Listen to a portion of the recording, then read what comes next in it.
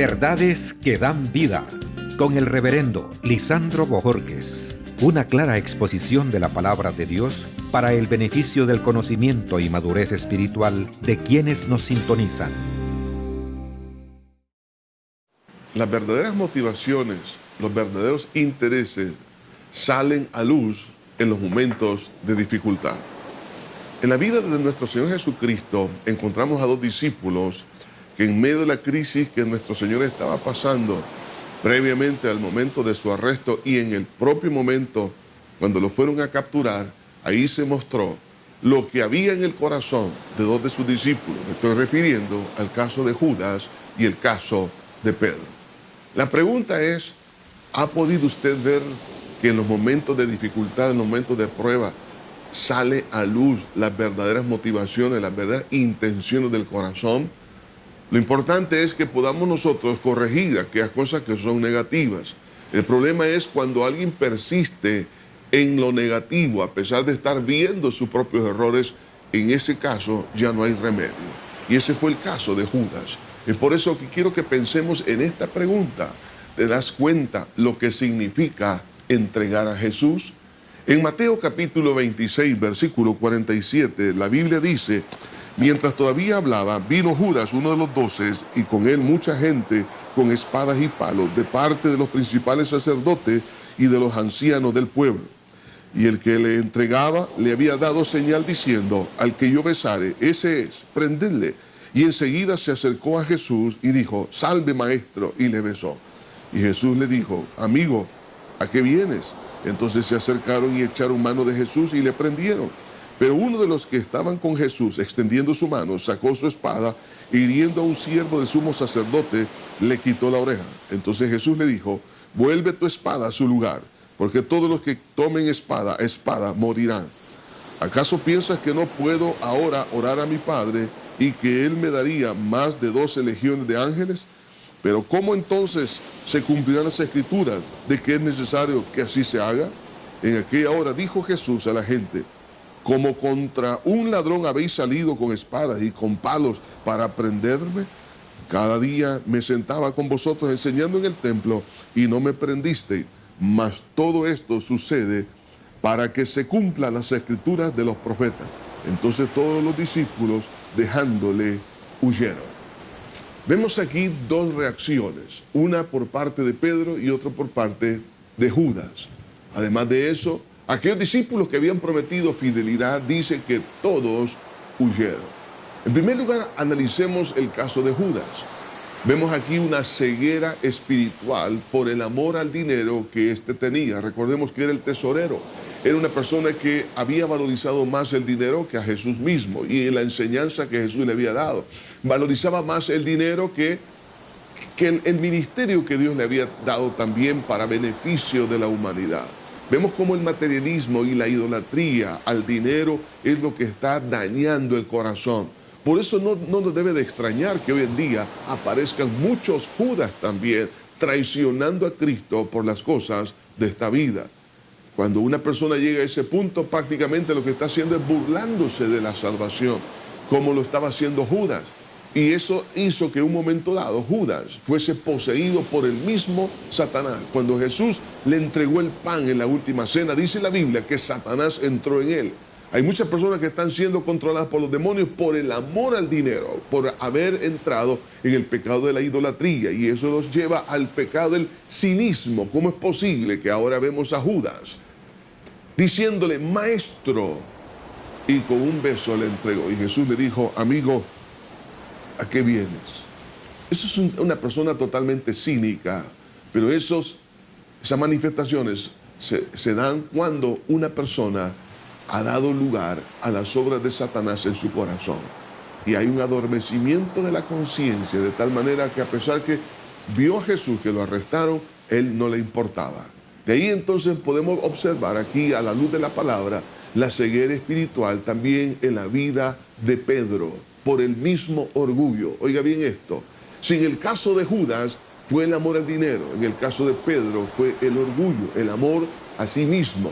Recordemos que Pedro había dicho que aunque todos se escandalicen, él no lo iba a negar. O sea, él estaba confiando en sí mismo, en su capacidad era una persona orgullosa. Entonces la autosuficiencia de Pedro lo estaba llevando a este momento a ser probado. Recuerde una cosa, las cosas negativas que hay en el corazón saldrán a flote en el momento cuando estemos en el calor de la prueba.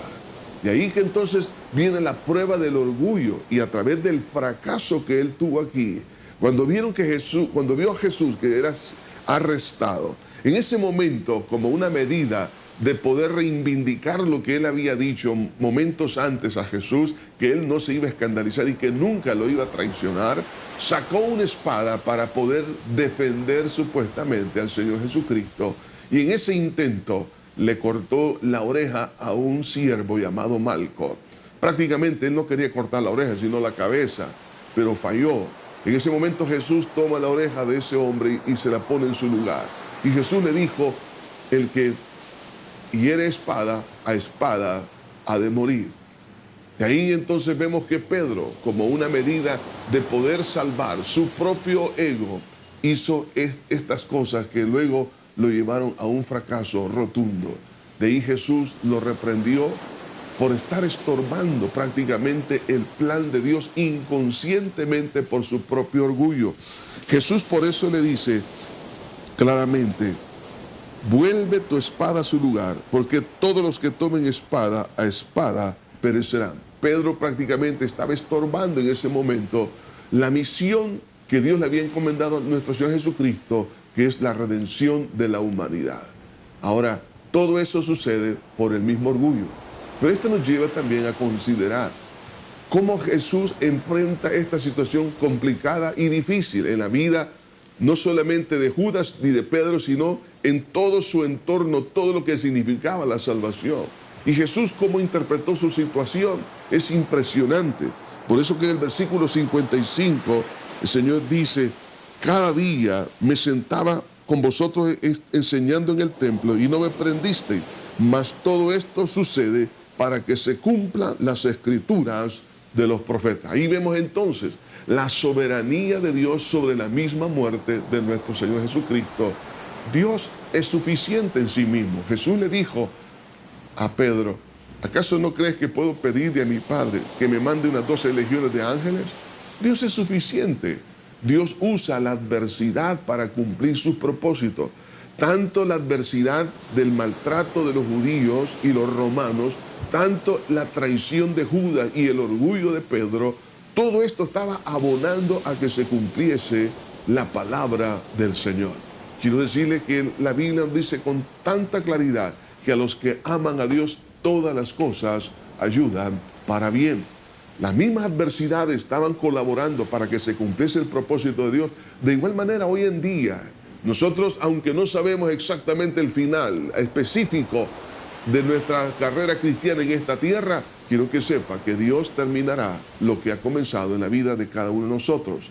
Jesús se sometió por eso al plan de Dios en medio de la adversidad. Él no quiso que nadie le estorbara, ni Pedro que lo defendiese, porque él tenía un propósito. Dios es el que determina el día y la hora de nuestra muerte. Jesús fue aprendido. ¿Por qué? Porque era la hora que le había llegado. Así lo dice la Biblia. Ahora, Dios cumplirá sus propósitos eternos y nadie lo va a estorbar. Tu determinación hará de ti lo que llegues a ser el día de mañana. Tu destino está determinado si rechazas o aceptas a Jesús. Judas, por el amor al dinero, por llegar al punto de la idolatría, estaba prácticamente predestinándose él mismo hacia la condenación. No quiso renunciar al amor al dinero. Sin embargo, vemos el caso de Pedro, que él sí rectificó, se humilló, oró a Dios, pidió perdón, y eso es lo que lo llevó una vez más a volver a formar parte de ese equipo selecto para poder llevar el evangelio a toda criatura. Pedro superó su orgullo por la humillación que tuvo. Judas no lo pudo hacer porque él no quiso hacerlo. La pregunta es, ¿sabes qué es lo que significa rechazar a Jesús? Eso es lo más grave que puede haber. Es el pecado más complicado que alguien se pueda imaginar. La ingratitud más grande que se pueda cometer es lo que hizo Judas. Por lo tanto, ten cuidado con el amor al materialismo, porque este te puede llevar a cosas insospechables y que un día tú llegues a lamentarte por toda la eternidad por haber rechazado lo más bello y lo más grande que es nuestro Señor Jesús. Que Dios te bendiga. Verdades que dan vida, con el reverendo Lisandro Bojorquez. Gracias por sintonizarnos. ¿Desea comunicarse con nosotros? Escríbanos info@iglesiajosué.org.